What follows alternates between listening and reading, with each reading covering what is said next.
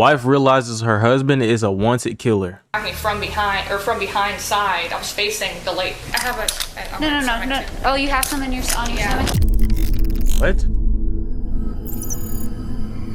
Carrollton, Texas? 911, what is the address of the emergency? Someone came up and just shot my assistant manager. Where is the shooter? I don't have enough information. He's gone. He left in his car. He literally left a second ago. Police in Carrollton, Texas rushed to the workplace of 24-year-old Alyssa Burkett after a co-worker called 911. He had heard gunshots outside the building. An unknown attacker had been waiting. The moment Alyssa arrived, he came at her with a gun and a knife. Within seconds, the only sounds in the air were her screams, begging for help. What the fuck? By the time officers got there, it was too late. Alyssa was already dead. Her body lay near the entrance, stabbed more than 40 times with no sign of mercy. More than 40, stabbed 44 times in her workplace parking lot in Carrollton, Texas.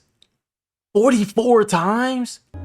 What the officers didn't know yet was that this would become one of the most disturbing and complicated cases they had ever faced. In the days ahead, detectives would uncover a tangled mess, a list of possible suspects, bitter family conflicts, a custody battle over a child, dangerous levels of jealousy, and eventually, after years of twists, a court verdict that no one saw coming. All of it building into one of the most twisted homicides the town had ever seen. Police Department, search warrant. If you're in there, come out with your hands up. I can't believe that my fiance would do something like that to a woman or to anybody. I'm telling you, there's a side of him that you do not know. Holy shit, that's crazy, bro.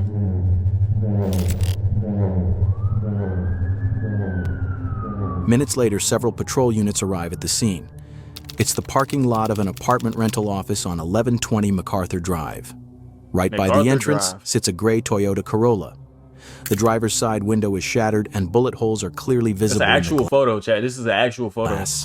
Any crime scene is going to be inside that tape? It's inside that tape. All right. Okay. I heard that pop. I turned around. I knew it was a gunshot. She got shot in the car. Okay. You can see her handprints. You got shot a few steps away, a knife sheath lies on the sidewalk, and just beyond that, the bloody, wounded body of Alyssa Burkett. She had been shot in the face and stabbed repeatedly with deep, violent cuts all over her body. Officers moved quickly. Mind you, he did this in broad daylight. He did this in, I don't know if he had a mask on or something, but he did this during the day, broad daylight, in front of a office building. He wanted to go to jail, bro. I mean, well, prison now, because he fucking murdered somebody, but... Scene while paramedics fight desperately to save Alyssa's life. But the blood loss and the sheer number of wounds make it impossible. At exactly 9:12 a.m., Alyssa's death is confirmed. A medical team sets up a tent right there in the parking lot to begin their examination of the body. At the same time, a crime scene investigator makes a chilling discovery: a tracking device hidden under the victim's car. She got shot in the car. Okay. You can see her handprints. Don't touch anything, okay? That device would later be sent to digital forensics for analysis. But before the results came back, detectives would turn to the victim's co-workers, eyewitnesses who had seen pieces of the attack, and begin to reconstruct exactly what happened that morning. Did you see him holding the knife? Yeah, in the hand. Were you here when everything happened? Yes, I was thinking my... According to reports, Alyssa arrived at the parking lot at 8:52 a.m. She hadn't even gotten out of her car when a man stepped out of a black Ford SUV parked a few meters away. He calmly walked up and fired a bullet through the driver's side window. The sound of the gunshot echoed through the lot. Inside the building, Alyssa's co-workers jumped up. Well, no, there's no way he got back in the car because she got stabbed 44 times. So he didn't get back in the car. I don't know why I showed that. Desks in fear and rushed into nearby rooms to take cover. One of them was sitting right by the window at the moment of the attack. We just getting our day started. Okay. Another witness said the attacker was a black man. It seems that after firing the shot, the killer turned back toward his own car as if he was about to escape. But in that moment, Alyssa, miraculously still alive, managed to get out of her car with great difficulty. She staggered toward the building entrance, pounding on the window and calling for help. Live, he came back. This time, armed with a knife, he rushed at her and stabbed her 44 times in different parts of her body, killing her. Then he got into his car and fled the scene. Bro, she should have stayed in the car. I don't know why she got out. I mean, unfortunately, there were no security cameras around the building, so we don't have any footage of the attacker. But now, let's step in as criminal profilers and examine the scene piece by piece to understand what happened. This murder wasn't random or accidental. The choice of location, timing, and method shows that the killer knew the victim beforehand. The motive wasn't financial or sexual. Everything points to extreme anger and a desire to control the victim. This suggests the killer had some kind of emotional, familial, or competitive relationship with Alyssa. The attacker was armed with two types of weapons: a firearm for the initial attack or to incapacitate, and a knife to finish the job. This shows the crime was premeditated. The GPS device found under the victim's car is one of the most important pieces of evidence, showing that Alyssa had been watched for a long time, not for theft, but for control. 44 stab wounds. That means the killer decided 43 times to strike again. What was going through his mind? Literally. That he felt it wasn't enough and had to keep going, even though the victim had already been shot in the face. But she was still alive. He was just like, fuck it. She even said, I think he's the kind of person that's gonna try to kill me. And he did. And he did. Alyssa Burkett was born on the last day of 1995 in a town near Dallas, Texas.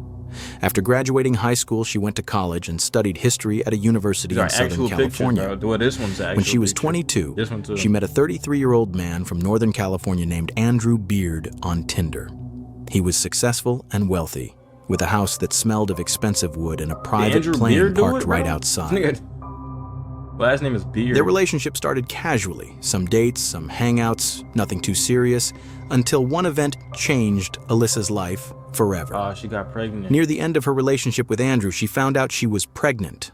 On July 23, 2019, Willow was born. By then, Alyssa and Andrew had already separated, but they decided to share custody of their daughter.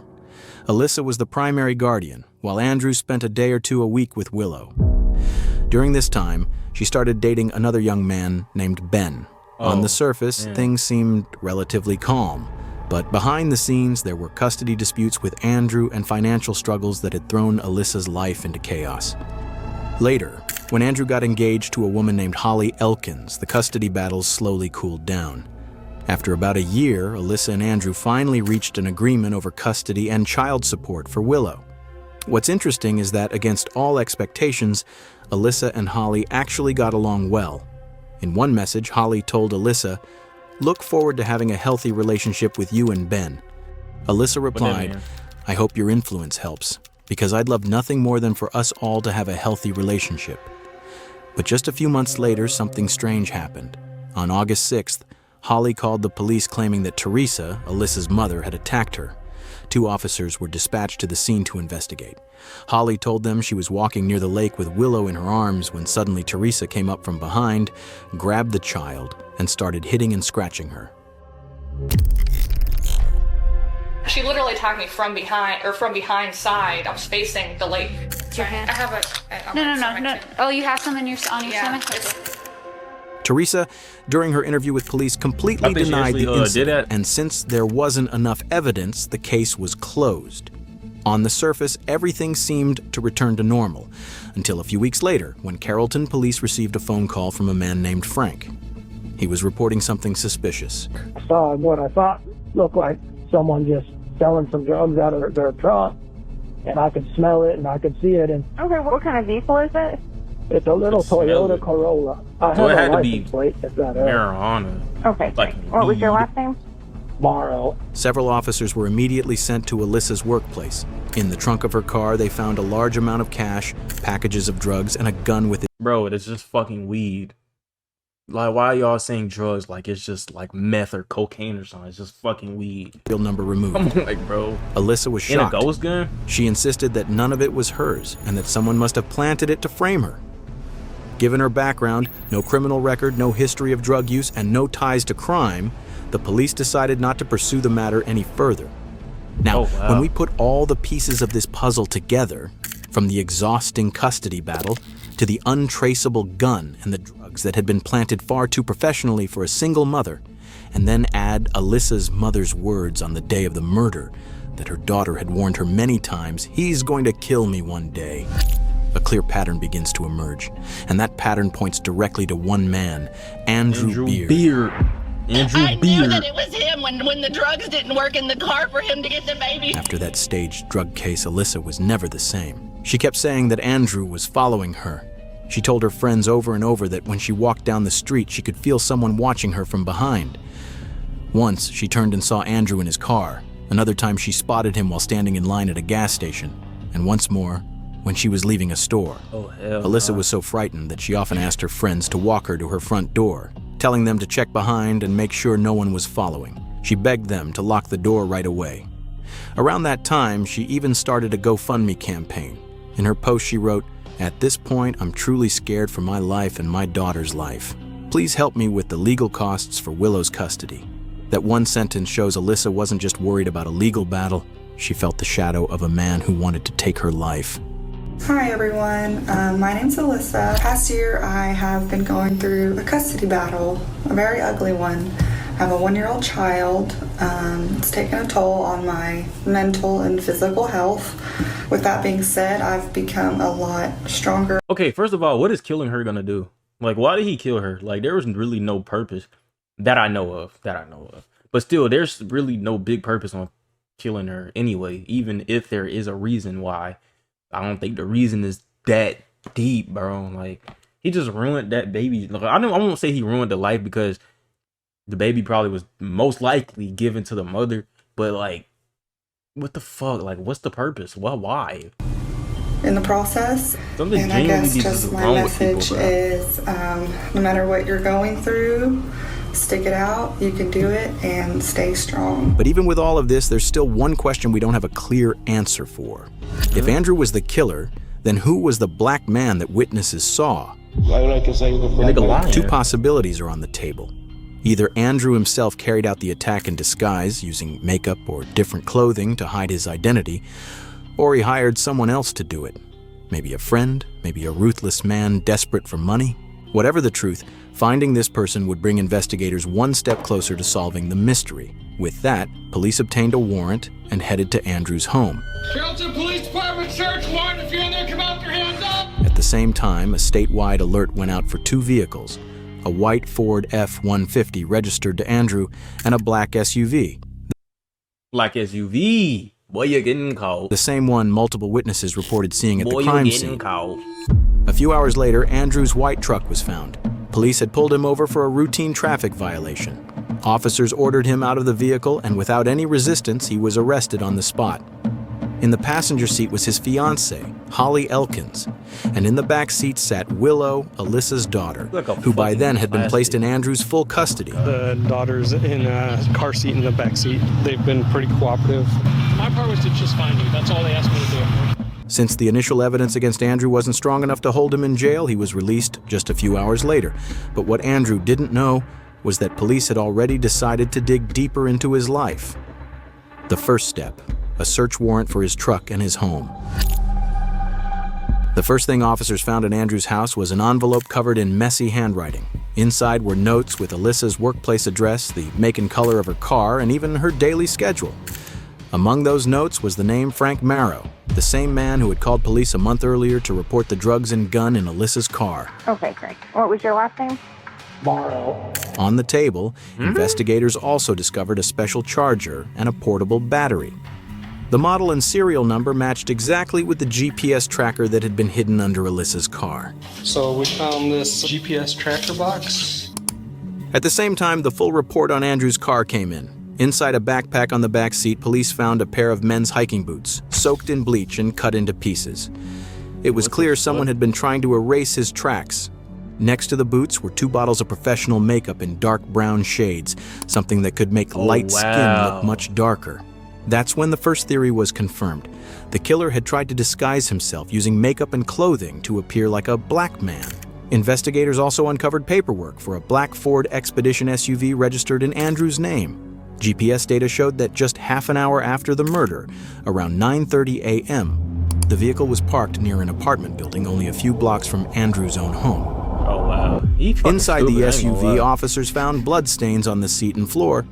DNA testing later confirmed it belonged to Alyssa. Wow. And finally, the last piece of the puzzle. Right by the car door, police discovered a fake beard, the exact same kind Alyssa's co-worker had described the attacker wearing during the assault. With all this evidence, there was no doubt left. And I mean, the disguise plan was low-key smart, but he didn't even finish everything else, bro. Like, don't be doing shit you don't know what you're doing. Arrested once again, this time charged with first-degree murder and taken to the Dallas Police Department jail. Beard's bond is set at $1 million. He is currently in the Dallas County Jail charged with murder, and police say it's very clear this killing was not random, it was planned, and it was personal. A few days later, Holly voluntarily went to the police to talk about the events that had happened. I want to know why he did This that, is where the story enters a whole anything. new phase.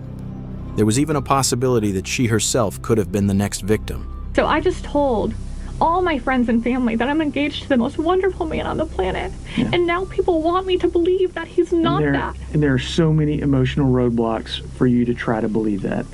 I get that. I can't believe that my fiance would do something like that to a woman or to anybody, but a woman. And she was lucky to still be alive. But none of that seemed to matter. Holly kept insisting that Andrew had been at the house during the incident. She said the accusations were unbelievable and that the evidence couldn't convince her otherwise. Telling you there's a side of him that you do not know. There are a few hours that you know he was not in that house. You cannot tell me that I feel that way, sir. I can tell you that because I know that for a fact that he was out of the house, Holly. I don't know that for a fact. I am a total stage 5 clinger girlfriend. I'm always up his ass. I find it hard to believe. The interview ended without any concrete results, and Holly left the police station. 2 weeks into Andrew's detention, something unexpected happened. A Rowlett man accused of shooting, then stabbing to death the mother of his child is free on bond this afternoon. And the victim's family believes he is a threat to public safety. On October... Free on bond? $1 million bond? You're free on bond? Who the fuck? Who's paying that? 1st, 2020, Andrew Beard's $1 million bond was paid. And despite all the evidence against him, he was released from jail.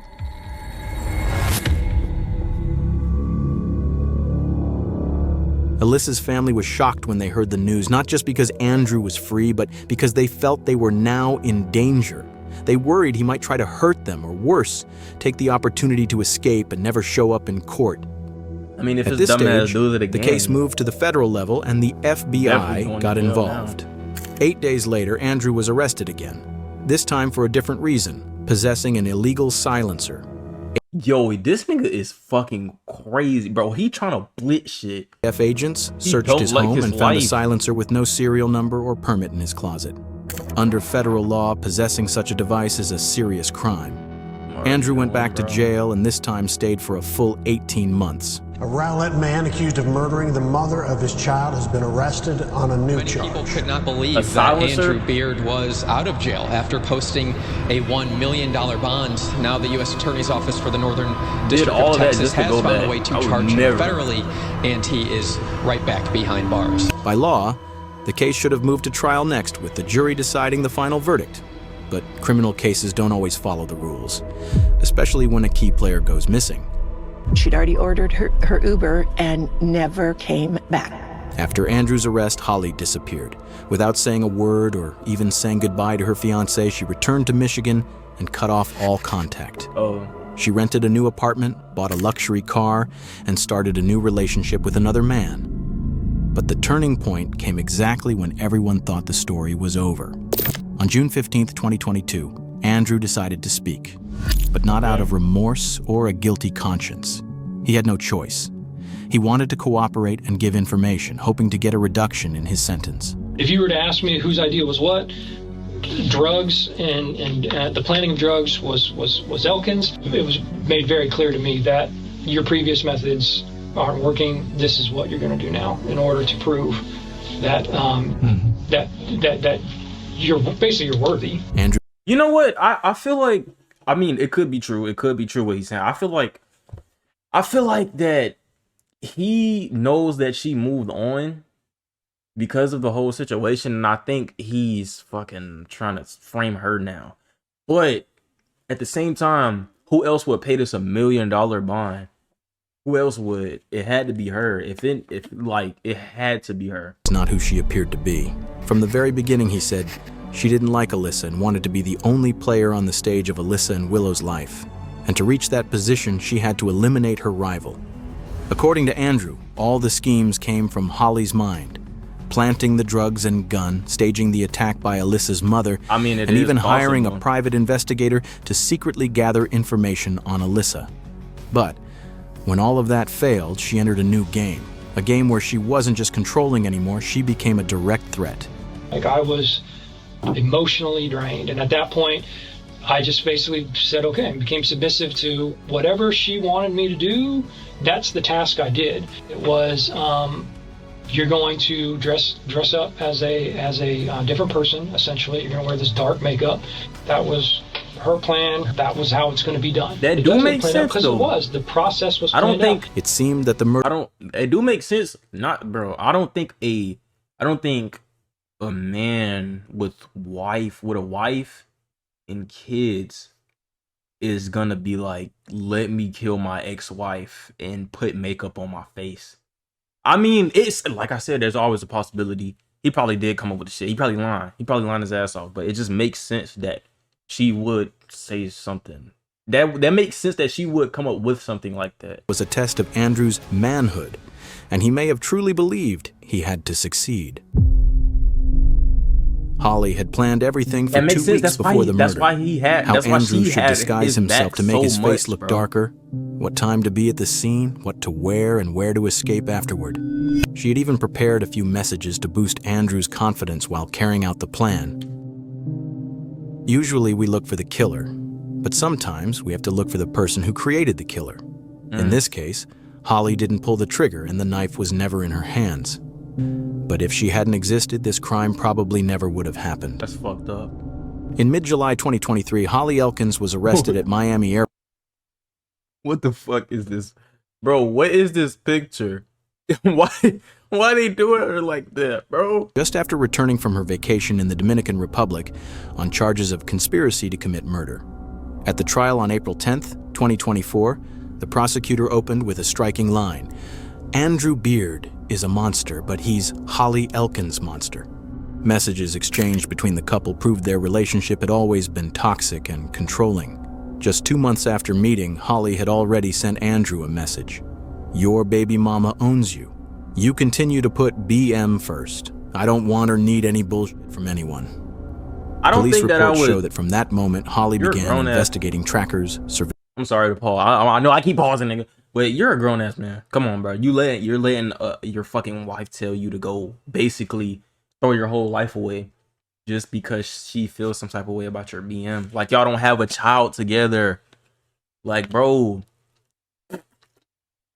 why would you even carry through that? Like, even if you are going through emotions, I'm pretty sure that as a grown ass man, you're very intelligent enough to be like, I'm not doing this. Like, why would I throw my life away?